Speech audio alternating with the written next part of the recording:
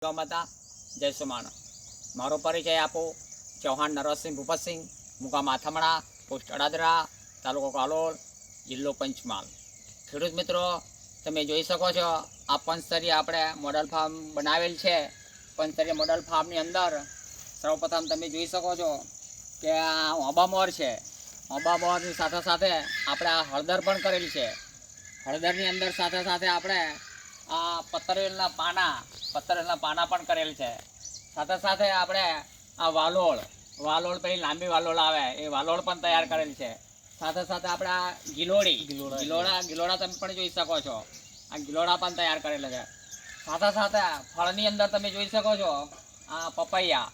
આ તમે જોઈ શકો છો પપૈયા કેટલા સરસ સારામાં સારા આપણા મુલાયમ થઈ રહ્યા છે.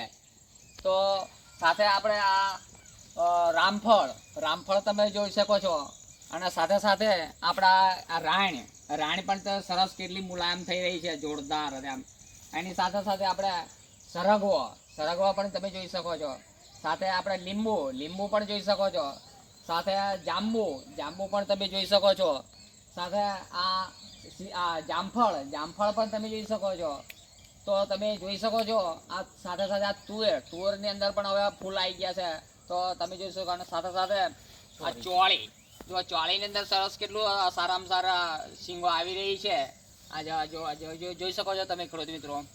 તો આ પદ્ધતિથી આપણે ખેડૂત મિત્રો દરેક અપનાવે અને રોજિંદી આવક મેળવે. અને એટીએમ એક જાતનો એટીએમ જ કહેવાય આ પંચસ્તરીય મોડલ ફાર્મની અંદર. તો તમે જોઈ શકો છો આ સાથે સાથે જો કેટલી સરસ મુલાયમ ચોળી પણ મોટી થઈ ગઈ છે. તેમાં આ ચોળી પણ મોટી થઈ ગઈ છે. તો આ પદ્ધતિ આપણે વાપરીશું તો ખેડૂતના કાયમના હરોજ માટે એટીએમ ચાલુ રહી શકે છે.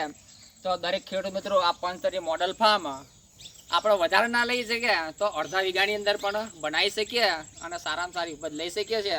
તો આ જોઈ શકો છો. અને સાથે આપણે આ હળદરની અંદર તમે જોઈ શકો છો કે આપણે આ જીવામૃત પણ આલી રહ્યા છીએ. ત્યાં તમે જોઈ શકો છો કે જીવામૃતનું રિઝલ્ટ પણ સારામાં સારું મળી રહે છે આપણને. ત્યાં તો આ પદ્ધતિ આપણે અપનાવીએ તેમ.